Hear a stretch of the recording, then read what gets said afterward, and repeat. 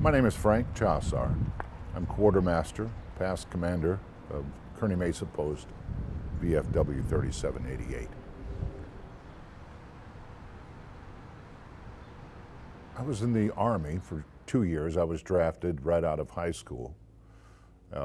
I didn't plan on going in the service, but Uncle Sam had other ideas for me. It changed me quite a bit. So you had no choice where you're going to go. Once you turned 18, you were going to Vietnam.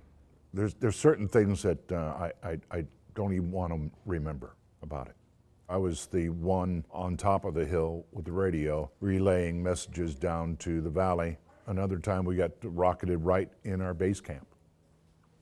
And it turns out that our barber, we used to go to all the time, was the one spying on us. And they were putting mortars in, and I felt that was my time. And I don't care what anybody says, you will call for your mother. So yeah, it scared me. We came home one by one. However we got home is how we got home. When I came out, I didn't go to college. I got married and was quite interested in the VFW, being it was a foreign war that I fought in. And I went to the local VFW and was told that they didn't recognize Vietnam veterans at that time. This was back in the 70s, so it was kind of difficult. And it wasn't until 1997 that I joined. Actually, somebody that I knew from my past saw me and signed me up, and from that point on, I've been serving the veterans. So in 1997, all of a sudden the Vietnam vet was very popular because the World War II veterans were older and passing. And now we're at that stage. See these plaques?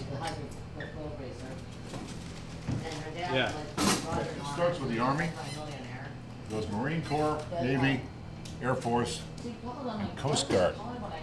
What's important about this is in World War II, when they did the landings in Normandy and Omaha, it was Coast Guard, or they called them Coasties at the time.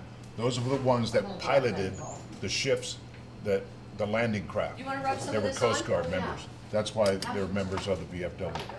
Wow. I also had a radio show on weekends called The American Veteran. Again, serving the veterans. How can I use my talent to better use? My dad was in World War II. I wasn't even a twinkle in his eye at that time. I thought one Father's Day, I'm just going to take all my gear, sound equipment, what have you, and I'm going to go up to my father's house. I'm going to sit down with him and interview him. He never joined the VFW. I tried and tried and tried. World War II was again, he was the greatest generation. He was getting close to his passing. We sat down for 4 hours.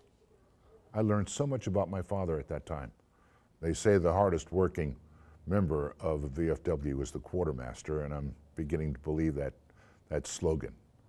We have 531 VFW members at this post. When you lose a member of the family, it's, we have a board, a rest in peace board. It's filled with names. A lot of those names I know. And we also have another board, the life members. I'm a life member.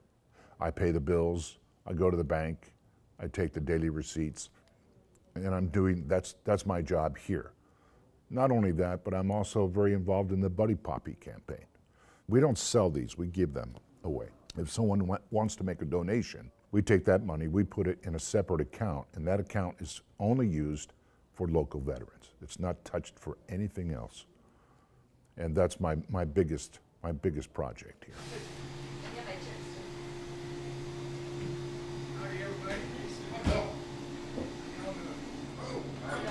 We have our canteen. We call it a canteen. Some people call it a bar in the service.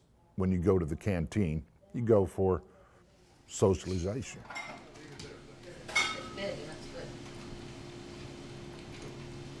So we're stealing from the bar because we're serving it more than they're paying for. Management is irresponsible today. Now let me see The diet community beer. itself is problems. So I don't know anything. We just have a ball. We have karaoke here, and the comradeship. The people come together, and that's what it's all about. We called each other comrade. Camaraderie. It's coming together. And you know, we support all veterans, not just veterans of foreign wars, but all veterans. They're all welcome here.